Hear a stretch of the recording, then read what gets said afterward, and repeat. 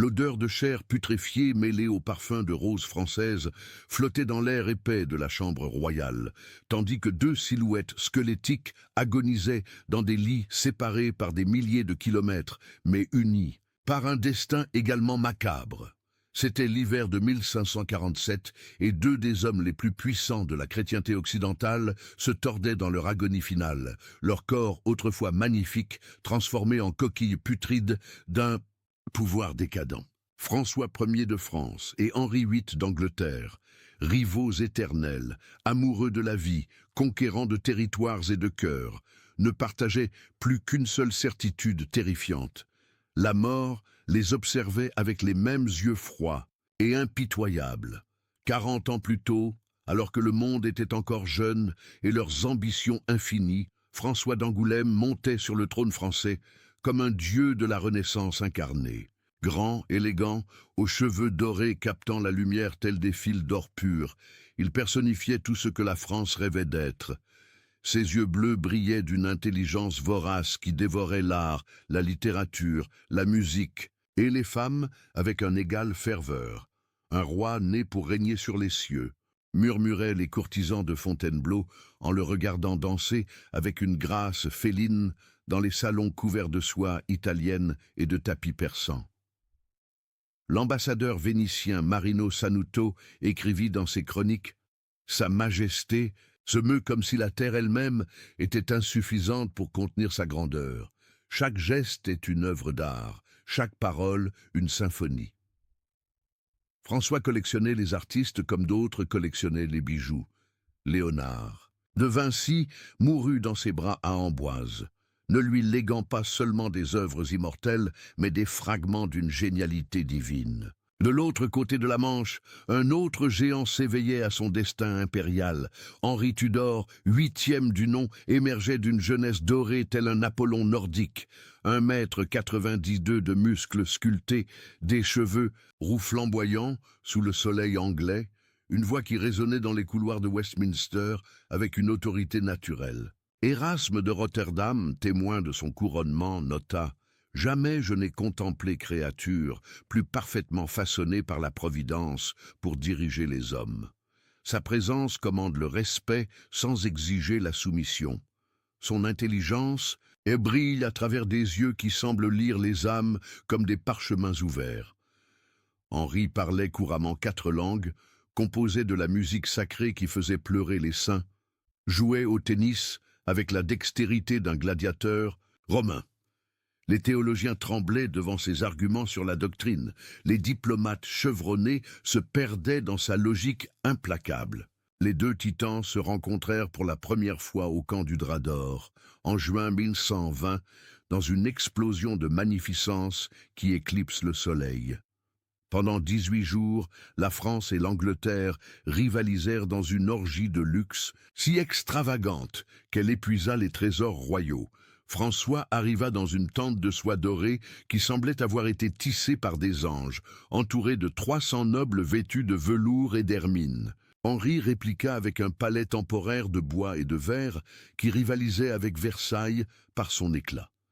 Ils se livrèrent à des joutes, dansèrent, firent la fête et conspirèrent sous le regard attentif d'espions et de chroniqueurs. Thomas Wolsey, cardinal anglais, écrivit en secret au pape « J'observe 2 demi-dieux jouant avec des destinées mortelles. Je crains que lorsque leurs jeux cesseront, le monde ne saigne. » La prophétie se révéla terriblement exacte. Pendant 2 décennies, ils s'affrontèrent dans une partie d'échecs politiques où les pions étaient des armées et les fous des cardinaux. François envahit l'Italie tel un Alexandre moderne, s'emparant de Milan lors d'une campagne que les poètes comparèrent à César. Ses victoires résonnaient dans les cafés de Venise et dans les palais de Rome. Mais à Pavie, en 1525, la roue de la fortune tourna avec une cruauté shakespearienne. Cerné par les impériaux espagnols, son armée décimée, François combattit comme un lion blessé jusqu'à ce qu'une lance transperçât son armure dorée. Le sang qui tacha la terre lombarde portait plus que la vie. Il portait l'innocence. D'une ère, tout est perdu sauf l'honneur, écrivit-il à sa mère, Louise de Savoie, les mots tremblant sur la page comme des larmes d'encre. La captivité à Madrid transforma le roi Soleil français en une ombre spectrale. Charles Quint, empereur du Saint-Empire, le maintint dans des appartements luxueux qui n'étaient que des prisons dorées. Pendant des mois interminables, François dépérissait loin des jardins d'Amboise, loin des rires de ses maîtresses, loin de la musique qui nourrissait son âme. Ses cheveux dorés blanchirent prématurément, ses mains élégantes développèrent des tremblements nerveux qui ne le quittèrent jamais. L'ambassadeur florentin rapporta « Sa Majesté semble avoir vieilli d'une décennie à chaque mois de captivité. Les yeux qui brillaient comme des saphirs ne reflètent plus que la mélancolie infinie. » Lorsqu'il rentra enfin en France, en 1526, il était un homme brisé, déguisé en roi triomphant. Tandis que François agonisait en captivité espagnole, Henri VIII entamait sa propre descente aux enfers personnels. Ce qui avait commencé, comme une passion romantique pour Anne Boleyn, évolua en une obsession destructrice qui ébranlerait les fondements de la chrétienté. Catherine d'Aragon, sa première épouse, fut écartée comme une robe démodée, sa souffrance silencieuse, résonnant dans les couloirs sombres du château de Kimbolton. Le roi s'est transformé en une bête affamée, écrivit Eustache Chapuis, ambassadeur impérial, dévorant des vies humaines avec la même facilité qu'il dévore des cygnes rôtis. Le schisme avec Rome ne fut pas seulement religieux, ce fut le premier acte d'une tragédie qui consumerait l'âme d'Henri comme de l'acide. Anne Boleyn, la fascinante sorcière française qui avait envoûté un roi, découvrit que séduire le pouvoir était plus facile que de le contrôler. Ses yeux noirs, qui jadis embrasaient les passions royales, reflétaient maintenant la terreur grandissante alors qu'Henri se muait d'amant en prédateur. Elle errait dans les couloirs du palais de Greenwich, telle une gazelle consciente que le lion l'observait, calculant le moment du coup fatal. Thomas Cranmer, archevêque de Cantorbéry, nota dans son journal intime « Je vois Sa Majesté consumée par des démons qu'il a lui-même invoqués. Chaque jour, il devient moins homme et plus monstre. » L'exécution d'Anne, en mai 1536, marqua non seulement la fin d'une vie, mais la mort de l'humanité résiduelle au cœur du roi anglais. François, de retour en France, tentait désespérément de reconstruire non seulement son royaume, mais aussi sa propre identité. Brisés, les palais de Fontainebleau et de Chambord se remplirent à nouveau de musique et de rires, mais les courtisans observaient avec une inquiétude grandissante les changements de leur monarque. Ses mains tremblaient lorsqu'il signait des documents, sa mémoire lui faisait défaut lors d'audiences importantes. Des accès de mélancolie le laissaient prostré pendant des jours. Pierre de Bourdeille, connu sous le nom de Brantôme, écrivit « Le roi porte pavie en lui comme une plaie qui ne cicatrisera jamais. Parfois, pendant les banquets, ses yeux se perdent dans des distances invisibles et nous savons qu'il chemine de nouveau sur les champs lombards imbibés de sang français. » La décennie 1530 fut le théâtre d'une détérioration parallèle des deux monarques, comme si des forces occultes orchestrant une symphonie macabre de décadence. François développa une toux sèche et persistante qui résonnait dans un couloir d'Amboise comme un sinistre présage. Ses médecins, dirigés par le célèbre Jean Fernel, appliquaient des sangsues et administrèrent des purgatifs qui ne faisaient qu'accélérer son déclin. Sa Majesté a maigri de façon alarmante, rapporta l'ambassadeur anglais Francis Bryan. Ses joues, autrefois roses, sont maintenant des cavernes sombres, où la mort a élu demeure. Les maîtresses qui jadis disputaient sa faveur commencèrent à éviter ses appartements, incommodées par l'odeur douceâtre et écœurante qui émanait de son corps. Henri, parallèlement, entamait sa transformation d'Adonis en Caliban. L'athlète, qui dominait autrefois les tournois, commença à grossir de façon grotesque, sa taille s'élargissant comme un ballon gonflé par ses vices et ses excès. L'accident de tournoi de 1536 laissa une blessure à la jambe qui ne guérit jamais complètement, une ulcère putride qui se pourrirait lentement pendant une décennie, exhalant une puanteur si répugnante que les courtisans s'évanouissaient à sa présence.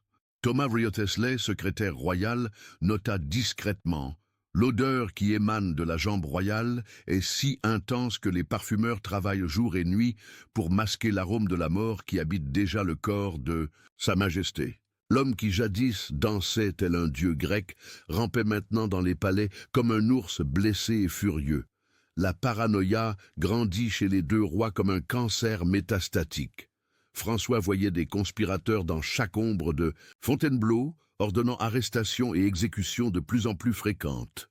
L'affaire des affiches de 1534, lorsque des protestants plaçardèrent des pamphlets anticléricaux à Paris, déclencha une vague de terreur qui inonda de sang les rues françaises. Le roi brûle les hérétiques comme d'autres brûlent du bois, observa l'ambassadeur vénitien Marco Foscari.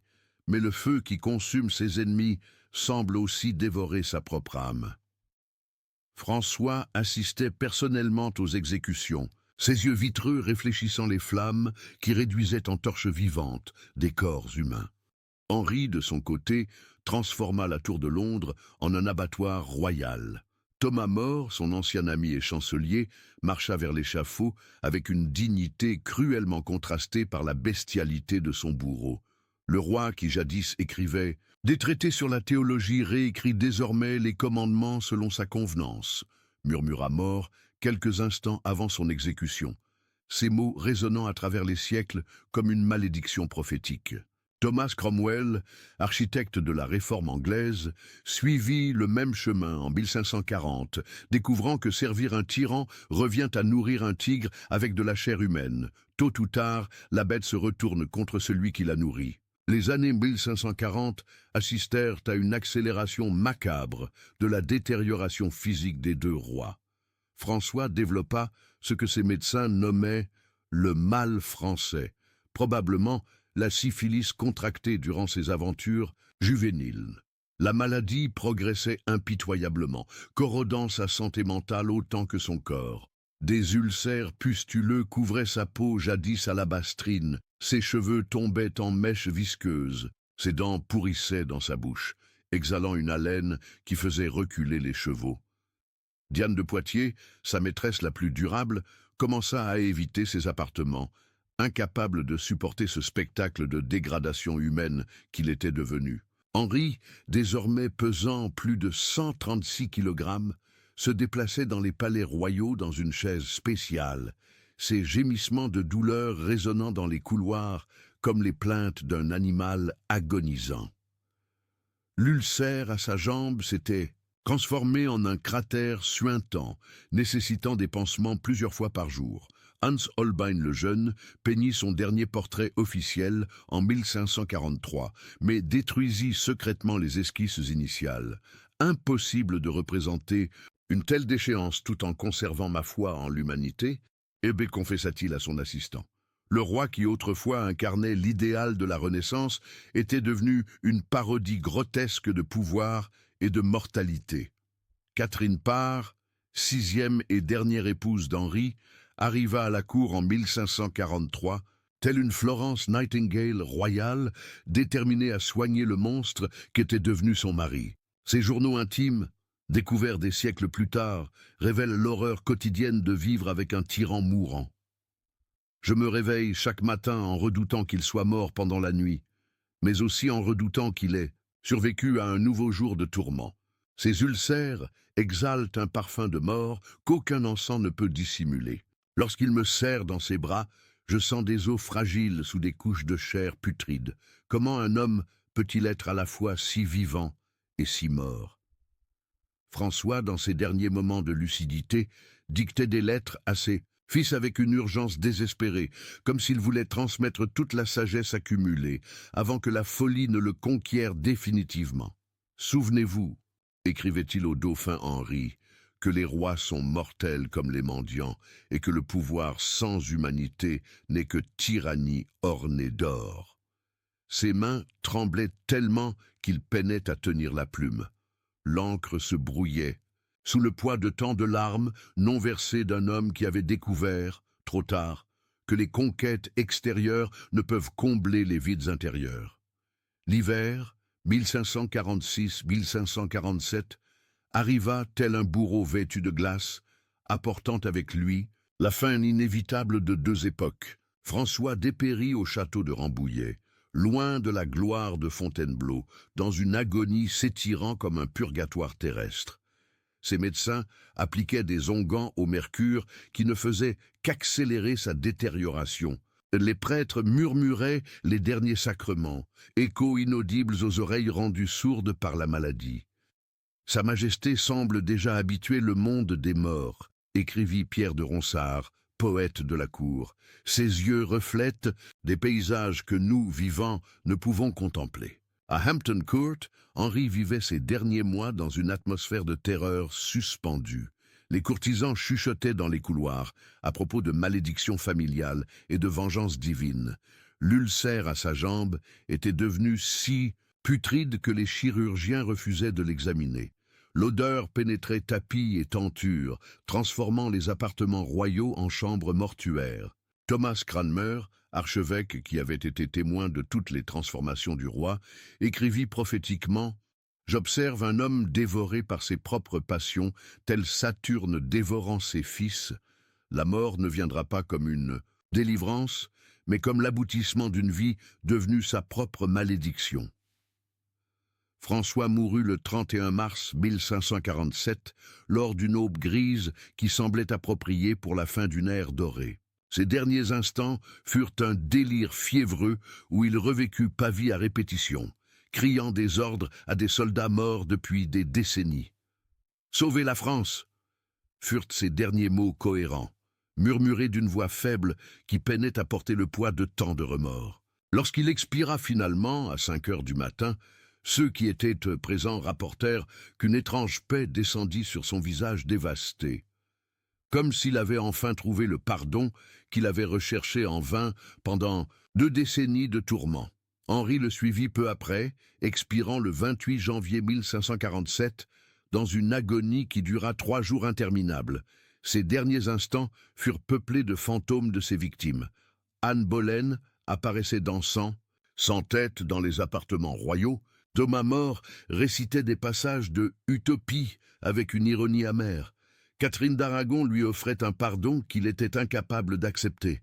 « Pourquoi me persécute-t-il » criait-il aux ombres invisibles. « J'ai tout fait pour le bien de l'Angleterre. » Lorsque la mort le réclama enfin, lors d'un jeudi glacé, ceux qui assistèrent à ces derniers moments jurèrent que ces gémissements finaux n'étaient pas de douleur physique, mais ceux d'une âme confrontée, trop tard, à l'ampleur de sa propre corruption. Tous deux, sur leur lit de mort, furent confrontés à la même révélation terrible, que le pouvoir absolu corrompt absolument, et que les conquêtes extérieures ne peuvent jamais compenser les dévastations intérieures. François, qui avait rêvé d'être un mécène français, mourut entouré d'œuvres d'art qui ne pouvaient plus le toucher. Henri, qui avait voulu réformer la chrétienté, expira isolé de Dieu et des hommes. Leur mort n'était pas seulement biologique, mais symbolique. La fin d'une ère où les rois se croyaient des demi-dieux et découvrirent, cruellement trop tard, qu'ils n'étaient que des hommes vêtus d'or et de pourpre. Le Grappe. 16e siècle perdit, lors de cet hiver macabre de 1547, 2 de ses protagonistes les plus complexes et contradictoires.